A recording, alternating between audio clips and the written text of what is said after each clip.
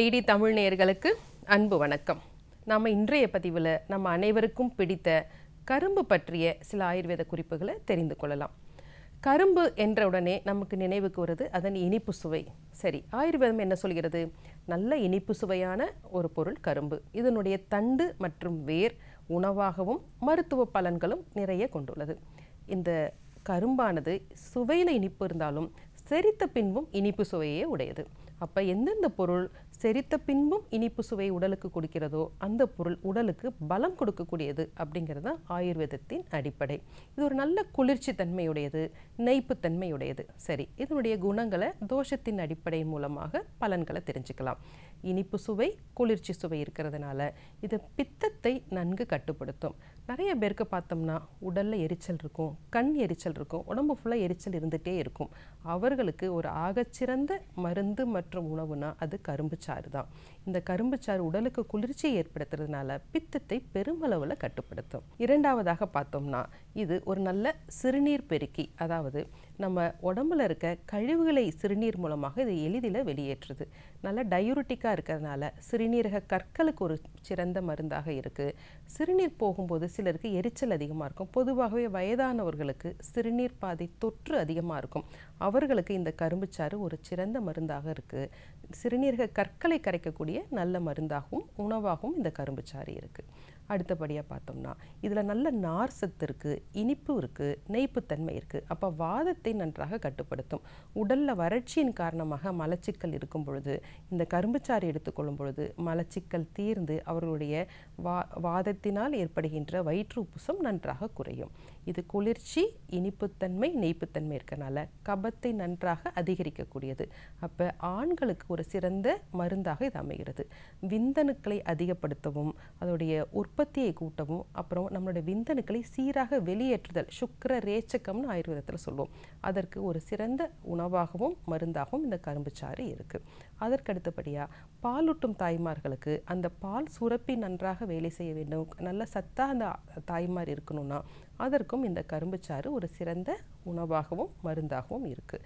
இதோடைய வேரை நம்ம ஆயுர்வேதத்தில் பல இடங்களில் நம்ம பயன்படுத்துகிறோம். நம்மளுடைய திருணவர்க்கம், அதாவது புல் வகைகளில் ஒரு மிகச்சிறந்தது அப்படின்னா அது கரும்பு தான். அப்போ உடம்பு எங்கெல்லாம் பலம் தேவைப்படுகிறது, வாதத்தை கண்டிக்கக்கூடிய, கபத்தை அதிகரிக்கக்கூடிய மருந்துகள் எல்லாவற்றிலும் இந்த கரும்புடைய வேர் ஒரு மருந்தாக நமக்கு பயன்படுகிறது. இந்த கரும்பில் பார்த்தோம்னா நம்முடைய பலத்தை அதிகரிக்கிறது மட்டும் இல்லாமல் நமக்கு நோய் எதிர்ப்பு சக்தியும் நன்றாக இந்த கரும்புச்சாறு கொடுக்கும். அப்போ எப்படி இதை எடுத்துக்கொள்ள வேண்டும்னா ஆயுர்வேதத்தில் நம்ம பற்களால் கடித்து நம்ம சாப்பிடும் பொழுதுதான் அது சீராக உடம்புல நமக்கு சேரும். நம்ம இயந்திரத்தினால பிழியப்பட்ட கரும்புச்சாறு சீக்கிரமாக புளிப்புத்தன்மை அடைகிறதுனால அது நம்மளுடைய உடம்புல இருக்க பித்தத்தை அதிகரித்து ஒரு குமட்டலையும் வாந்தியும் ஏற்படுத்தும். அப்போ நம்ம பற்களால் கடித்து சாப்பிடும் பொழுது தான் உமிழ்நீர் சீராக சுரக்கப்பட்டு அதோடைய சத்துக்கள் முழுமையாக இருக்கும். அப்போ யாரெல்லாம் இதை அதிகமாக எடுத்துக்கொள்ளக்கூடாது அப்படின்னா கட்டுப்படாத சர்க்கரை நோய் இருக்கிறவங்க, அதுக்கப்புறம் சிறுநீரகம் சார்ந்த நாட்பட்ட நோய் இருக்கவங்க, ஒரு காய்ச்சல் இருக்குது, வயிற்றில் செரிமானம் சீராக இல்லை. ஏன்னா கரும்புச்சாறு என்பது ஒரு கனமான பொருள். அப்போ அதை செரிக்கணும்னா நம்மளுடைய பசி தீ சீராக இருக்கணும். அப்படி இல்லாதவங்க அந்த கரும்புச்சாறை அதிகமாக எடுத்துக்கொள்ளக்கூடாது. வேர் கஷாயம்னா ஒரு 50 ml வரைக்கும் எடுத்துக்கலாம். அதோடைய சாறு அப்படின்னா ஒரு 200 ml வரைக்கும் எடுத்துக்கலாம். அதிகமாக எடுக்கும் பொழுது அதனுடைய செரிமான தன்மை நமக்கு இல்லைன்னா அது பல சிக்கல்களை ஏற்படுத்தும். நவீன அறிவியலும் இதை சார்ந்த நிறைய ஆராய்ச்சிகள் நடந்துட்டுருக்கு. இந்த கரும்புச்சால வைட்டமின் சி நிறையா இருக்குது, வைட்டமின் இ நிறையா இருக்குது, B6 நிறையா இருக்குது, கால்சியம், பொட்டாசியம், இது மாதிரி நிறைய சத்துக்கள் இருக்கனால நம்ம எலும்புகளுக்கான ஊட்டச்சத்தாகவும் அமைகிறது. ஓவரால் ஹெல்த் அப்படின்வாங்க, நம்மளுடைய உடம்பு மொத்தமாக ஆரோக்கியமாக இருக்கணும்னா இந்த கரும்புச்சாறு மிகச்சிறந்த உணவாகவும் மருந்தாகவும் இருக்குது. அதற்கு அடுத்தபடியாக சில ஆராய்ச்சிகளில் இது ஆண்களுக்கான ப்ரோஸ்டேட் கேன்சர், பெண்களுக்கான மார்பக புற்றுநோயை கட்டுப்படுத்துவதிலும் ஒரு நல்ல முன்னேற்றத்தை கொடுக்கிறது அப்படிங்கிறது ஆராய்ச்சிகள் சொல்லியிருக்காங்க. எப்பொழுதுமே நம்மை சுற்றி இருக்க ஒரு பொருள் இயற்கையாக கிடைக்கும் பொழுது அதை அந்தந்த பருவத்தில் எடுத்துக்கொள்வது நல்லது. எப்போ இந்த கரும்புச்சாறு நம்ம அதிகமாக எடுத்துக்கலாம்னா வேனல் காலங்களில், வெயில் காலங்களில் எடுத்துக்கலாம். ஏன்னா அப்போ பொதுவாகவே அந்த வாதத்தின் தன்மை அதிகமாக இருக்கும், பித்தத்தின் தன்மையும் அதிகமாக இருக்கும்.